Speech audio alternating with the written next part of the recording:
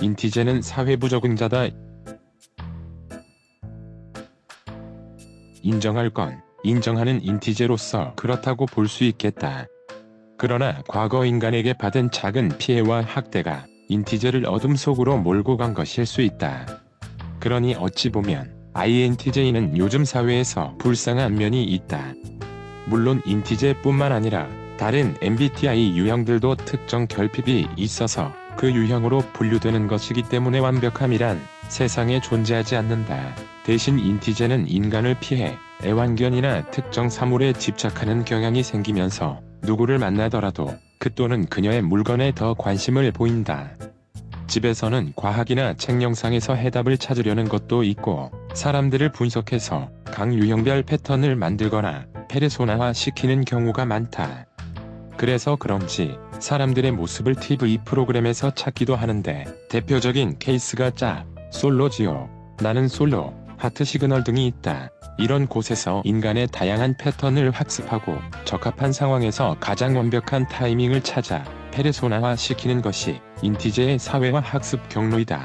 물론 그 전에 부모로부터 학습되는 기본적인 성향과 선천적 DNA도 무시할 수는 없지만, MBTI는 절대적인 것이 아니라서 환경 적응력에 따라서 조금씩 유형이 변한다는 점은 알고 있다. 다만 책이나 환경에서 익힌 것은 경험적인 부분에서 다소 약하기에 인티제는 특정 상황에서 예기치 못한 일에 당혹감을 감추지 못하며 계획이 틀어지면 분노가 밀려와 멍해진다. 때문에 인티제의 최대 약점을 극복하기 위해서는 사실 인간이 미워도 인간에 대해서 누구보다 더 많이 연구해야 하며 MBTI론과 혈액형론 그리고 사주팔자에 대해서 공부해야만 한다. 일부 전응아들이 혈액형과 사주에 대해 비아냥 떨지만 깨달음이 부족한 자들이며 산 위에서 바라보는 산신령은 우물한 개구리들을 보며 그저 웃을 뿐이다. 같은 인티제라도 성격이 다 다른 이유를 설명하기 위해서는 결국 MBTI의 한계성을 인정해야 하며, 그래서 혈액형이나 사주가 필요하고 참고한다면 한 사람의 인격체를 분류하기 용이하다. 그러니까 한 인간을 말할 때 혈액형은 태어나기 이전부터, 사주팔자는 태어나면서부터, MBTI는 살면서 형성되는 것이고 그 비중은 30%, 30%, 39%이다. 이는 당신의 노력 여하에 달려있다. 여기서 말하는 사주팔자는 관상과 손금이 포함된다. 세상에는 말로 표현할 수 없는 것들이 많이 존재하기 때문에 다양한 학습은 참고할 만한 가치가 있으며 그 속에는 배움이 존재한다. 우리가 자식을 키우면서 더 성장하듯이 아무리 나이가 많아도 어린이에게서 교훈을 얻을 수 있다는 말이다.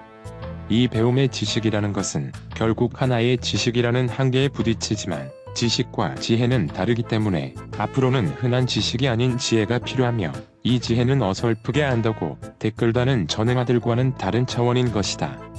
내가 이 모든 학습을 통달하기까지는 10년이 걸렸으며 이제는 인간에 대한 감정을 많이 추스리게 되었고 결국 인티제를 돕기 위해 영상을 올리기 시작하게 되었다.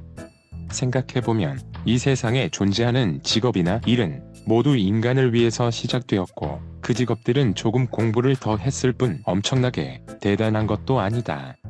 물론 대통령이나 노벨상을 탄 사람들은 존경해야 하겠지만 그들을 성공한 사람이나 슬픔과 걱정이 없는 자들로 분류할 수 없을 것이다. 어차피 혼자서는 살 수 없는 세상이기 때문에 인정해야 하는 부분은 인정하면서 살아야 한다. 사회화가 덜 되었거나 지식만 앞서고 지혜가 부족해 사회부적응자가 된 인티제들에게 자신감과 앞으로의 삶에 긍정적인 영향을 미치도록 미치고 싶다. 그리고 가장 핵심은 기억에 있으니 나와 함께 하는 자는 망상에서 자유로워질 것이며 구독자들은 사주를 이해하고 이치에 오를 것이니 그 날이 구독자 1000명이 되는 때가 될 것이다.